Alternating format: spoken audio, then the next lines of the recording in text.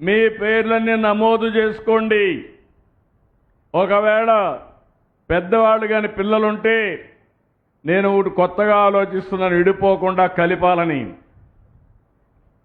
అవసరమైతే పేరెంట్స్ ఉంటారు, పెళ్ళైన పిల్లలు ఉంటారు, ఇద్దరికి కూడా కలిపి ఒక ఇల్లు ఇస్తాం, 2 ఇండ్లు ఇస్తాం. ఒక గోడ కామన్గా కట్టి 2 ఇండ్లు ఒకటే ఇచ్చి కుటుంబాలని విడగొట్టాలని కొంతమంది ప్రయత్నం చేస్తారు. కుటుంబాలని కలపాలని నేను ప్రయత్నం చేస్తాను. కలిసి ఉంటే కలదు సుఖం, విడిపోతే అన్ని సమస్యలే. ఒక సెక్యూరిటీ, కుటుంబం ఒకటిగా ఉండాలి, ఐకమత్యంగా ఉండాలి.